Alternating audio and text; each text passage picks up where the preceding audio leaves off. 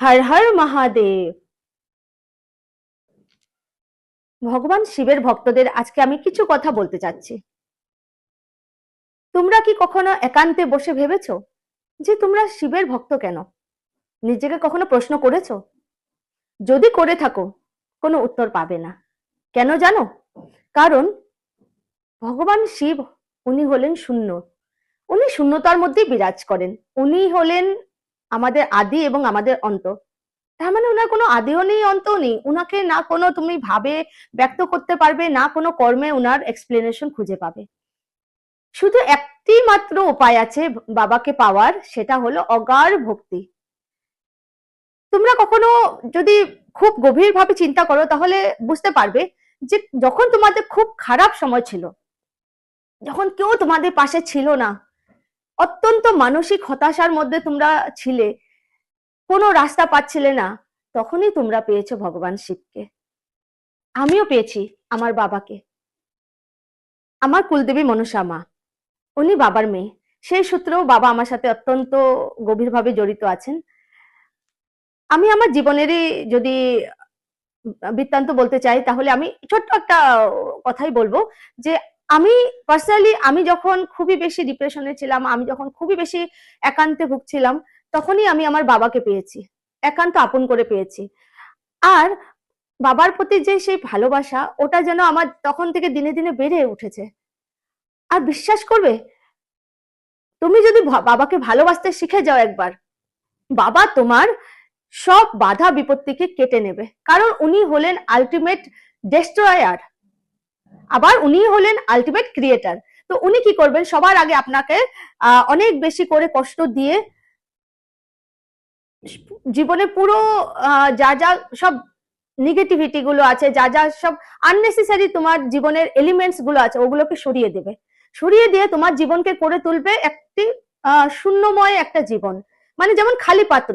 কারণ যদি পাত্রের মধ্যে আগে থেকে জল ভরা থাকে তাহলে তো তুমি জল ভরতে পারবে না। তার জন্য প্রথমে বাবা কি করবে, সেই পাত্রটাকে খালি করে দেবে, যত সব খারাপ জলগুলোকে ফেলে দেবে। তারপরে বাবা সেই পবিত্র জল ভরতে শুরু করবে, যেটা তোমার জীবনকে নতুন ভাবে এক আধ্যাত্মিক, একটা আলাদা ম্যাটেরিয়ালিস্টিক জগতের বাইরে একটা স্পিরিচুয়ালিস্টিক জগতের মধ্যে তুলে ধরবে।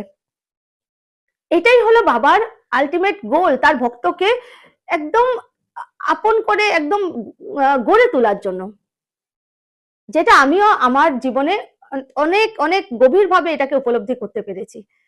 তার জন্য আমি এটাই বলতে চাচ্ছি, যারা শিবভক্ত আছো তাদের জীবনে যদি কখনো খুবই বেশি ডিপ্রেশন আসছে, সব মনে হচ্ছে যে তোমার জীবন সবকিছু ভেঙে তছনছ হয়ে যাচ্ছে, কোনো রাস্তা পাচ্ছ না, কোনো কিছুই তোমার জীবনে হচ্ছে না, তবে থেমে যাও, থেমে যাও আর ভাবো যে এই সময় যখন বাবা তোমাদের দিকে দৃষ্টি দিয়েছে, বাবা চাচ্ছে যে তুমি বাবার কাছে এসে পড়ো, বাবা তোমাকে টানছে, তোমাকে খালি করে আবার নতুন করে গড়ে তুলবে।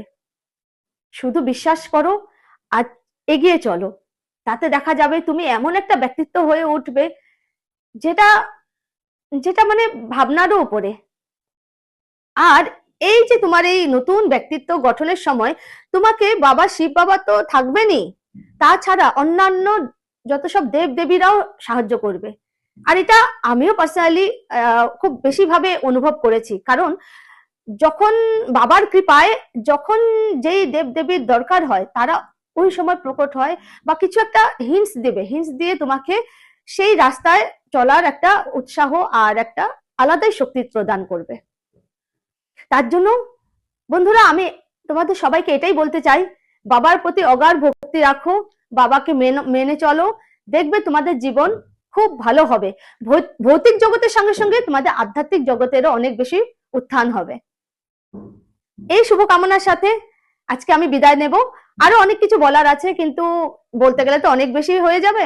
তো আবার নেক্সট পর্বে আমি আবার এইসব কথাগুলো, কথোপকথনগুলো কন্টিনিউ করব। এখন আমি বিদায় চাচ্ছি। তোমরা সবাই ভালো থেকো, সুস্থ থেকো। জয় মা, জয় হর হর মহাদেব।